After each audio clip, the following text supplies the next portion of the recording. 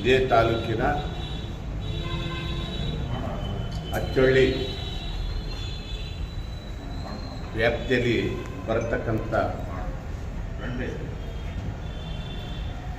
Police ಠಾಣೆಯ ವ್ಯಾಪ್ತಿಯಲ್ಲಿ ಬರತಕ್ಕಂಥ ವನ್ನಾರಹಳ್ಳಿ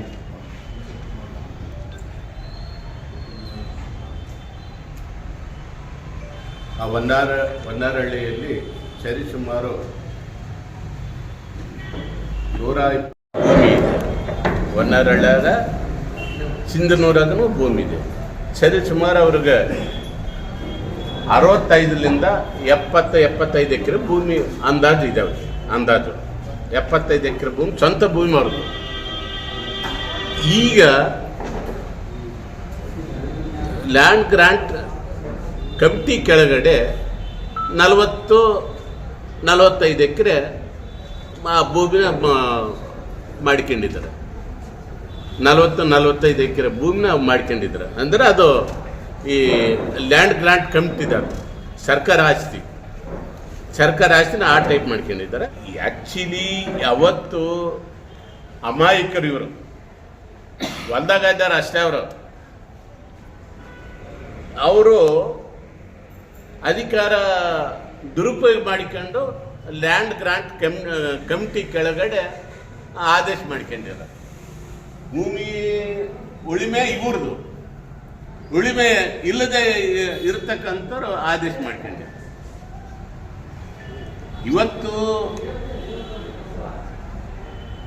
ಸರ್ಕಾರ ಏನು ಹೇಳ್ತಿದೆ, ಯಾರು ಉಳಿಮೆ ಮಾಡ್ತಾರೋ ಅಂಥವ್ರಿಗೆ ಪಟ್ಟ ಕೊಡ್ಬೇಕಂತ ಆದೇಶ ಇದೆ. ಈಗ ಇಂದಿನ ದಿನಗಳಲ್ಲಿ ದಿವಂಗತ ಹಿಂದಿನ ಮುಖ್ಯಮಂತ್ರಿ ಆಗಿರ್ತಕ್ಕಂಥ ದೇವರಾಜ ಅರಸರವರು ಅವರು ಒಂದು ಆದೇಶ ಮಾಡಿದರು, ಉಳುವವನೇ ಒಡೆಯ ಅಂತ. ಯಾರು ಉಳಿಮೆ ಮಾಡ್ತಾರ ಅವರೇ ಅದಕ್ಕೆ ಒಡೆಯ ಅಂತ ಹೇಳಿದ್ರು. ಅದು ಕಾನೂನು ಕೆಳಗಡೆ 1971ರಲ್ಲಿ ಆದೇಶ, 73ರಲ್ಲಿ ಅದು ಆದೇಶ. ಆ ರೀತಿ ಇರೋದರಿಂದ ಅದು ಗೊತ್ತಿದ್ದು ಉಳಿಮೆ ಇಲ್ಲದೆ ನಾನು ಹೊಲ್ದಾಗಿದ್ದೀನಿ ಅಂತಂದೇಳಿ ಅವರು ಆದೇಶ ತಗೊಂಡಿದ್ದಾರೆ ಅಂದರೆ ಇದು ಎಷ್ಟು ಸಮಂಜಸಿದು, ಕಾನೂನು ಇದೆಯೋ ಇಲ್ಲೋ ಅನ್ನೋ ಒಂದು ರೀತಿಯಲ್ಲಿ ಇವತ್ತು ಆಗ್ತಾ ಇದೆ. ಇವತ್ತು ನಾವು ಶಾಸಕರಿದ್ವಿ.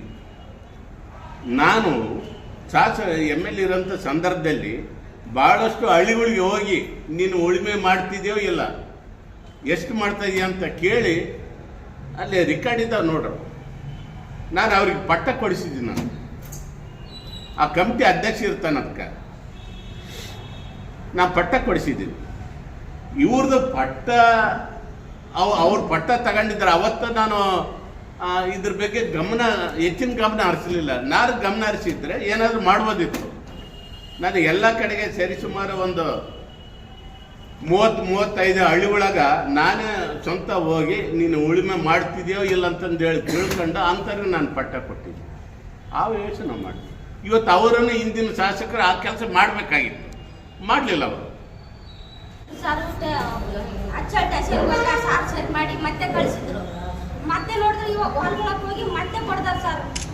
ಮನೆ ಗಂಡು ಮಕ್ಕಳೆಲ್ಲ ಓಡಿಸ್ರಿ ಅಂತಂದು ಎಲ್ಲರನ್ನ ಹೊಡೆದು ಅವ್ರು ಕುಡಿಯಾಕ ತಿಂಬಾಕ ಎಲ್ಲ ಮಾಡಿ ಕಳಿಸಿ 5 ಲಕ್ಷ ರೂಪಾಯಿ ಕೊಟ್ಟು ಕಳಿಸಿ ಬೇರೆ ರಾತ್ರಿ 7 ಗಂಟೆಗೆ ಹೋಗ್ಯಾರ ಸರ್. ಅವ್ರು ನಮ್ಮದಾಗ ನಾವು ಸ್ಟೇಷನ್ದಾಗ ಇಲ್ಲಿ ಸೂಟ್ರಾಗ ಎಲ್ಲ ಬಂದು ನಮ್ಮ ಯಾರು ಹಿಡ್ಕೋದಲ್ಲ ಸರ್.